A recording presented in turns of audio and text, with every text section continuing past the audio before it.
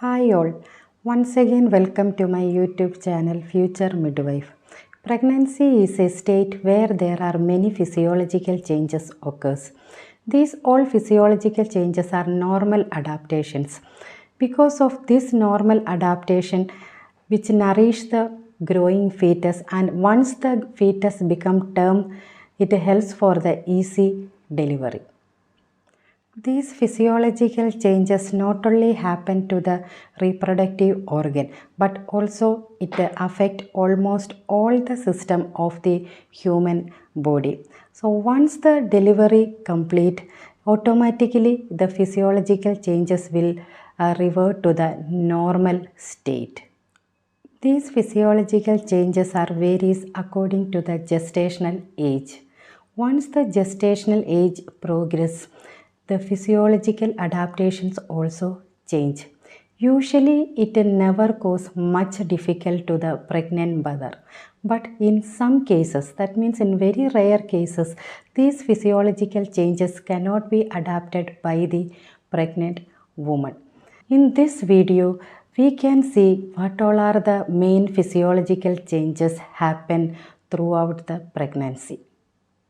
The major maternal physiological adaptation to pregnancy include systemic changes, respiratory changes, urinary tract and renal function changes, alimentary tract changes, reproductive organ changes and endocrinological changes. In systemic changes, the first one is volume hemostasis. The fluid retention is the main physiological changes during pregnancy. There is increase in the total blood volume around 30% happens during pregnancy. Along with that, there is marked expansion of extracellular fluid with a minimum expansion of intracellular volume. There are many contributing factors for the systemic volume hemostasis. These are increased sodium retention, decrease in plasma osmotic pressure, decrease in thirst threshold, resetting of osmostate, and decrease in plasma oncotic pressure. The marked increase in the plasma volume during pregnancy can cause dilution of many circulating factors. These physiological changes include decrease in red cell count, hemoglobin concentration, hematocrit, and plasma folate concentration. At the same time, there are increase in WBC count, erythrocyte sedimentation rate, and fibrinogen concentration. Next we will see about changes happen in cardiovascular system. The earliest changes is peripheral vasodilatation which result in the decreased systemic vascular resistance. There is increase in heart rate, stroke volume and cardiac output. At the same time, there is decrease in the mean arterial blood pressure and peripheral resistance. Normal changes in heart sound during pregnancy include increased loudness of both S1 and S2. More than 95% develop systolic murmur which disappears after delivery. 20% have a transient diastolic murmur.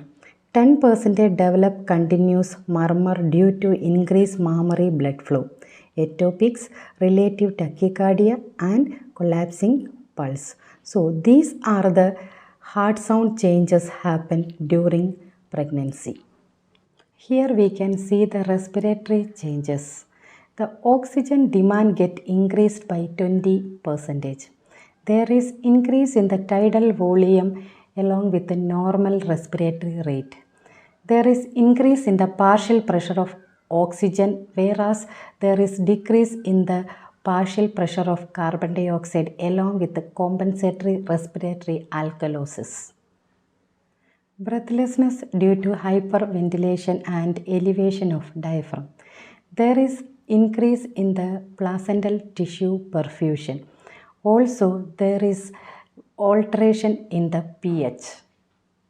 The ventilatory changes are thoracic anatomy changes, tidal volume increase, vital capacity increase and functional residual capacity get decrease.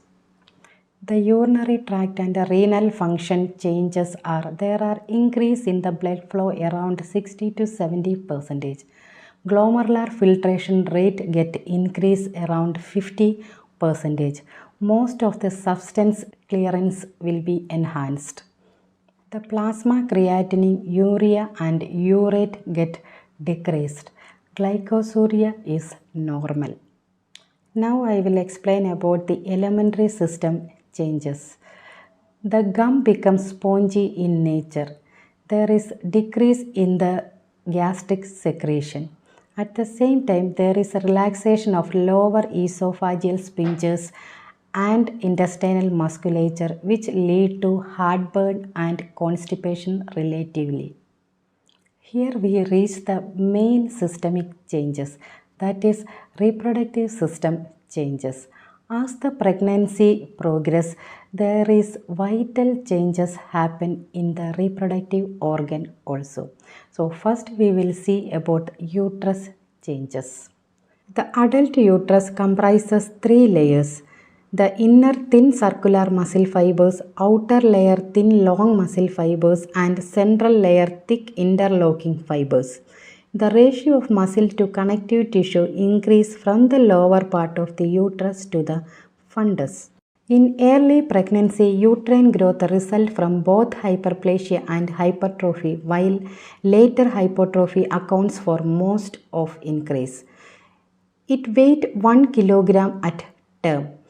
As the pregnancy advanced, the uterus divided into upper and lower uterine segment. The lower uterine segment composed of lower part of uterus and the upper cervix composed mainly from connective tissue. Because of this, the lower uterine segment become stretched in late pregnancy. The cervix becomes softer and swollen in pregnancy with the result columnar epithelium lining cervical canal become exposed to vaginal secretion. Estradiol stimulate growth of columnar epithelium of the cervical canal so it become violet and is called atropine. The mucus gland become distended and secrete mucus which forms a mucus plug that is expelled in labor as the show. Prostaglandin and collagen, especially in last week of pregnancy, act on collagen fibers, make cervix more softer. The vaginal mucosa become thicker. At the same time, there is increase in the vaginal secretion, which is due to the presence of increased desquamation of superficial vaginal mucosa cells. Next, we'll see the breast and lactation changes. The earliest changes is a swelling of the breast tissue. Estrogen lead to increase in number of glandular duct. Progesterone lead to proliferation of glandular epithelium of the alveoli. Prolactin lead to active secretion of milk after birth. There are many endocrinological changes also happen during pregnancy. Prolactin concentration increases markedly but act after delivery. Human growth hormone is suppressed. Insulin resistance develop. Thyroid function changes little. Transplacental calcium transport is enhanced. Corticosteroid concentration increase. Aldosterone concentration also increase. And angiotensin and renin increased. Mainly there are two types of hormones are produced within the uterus.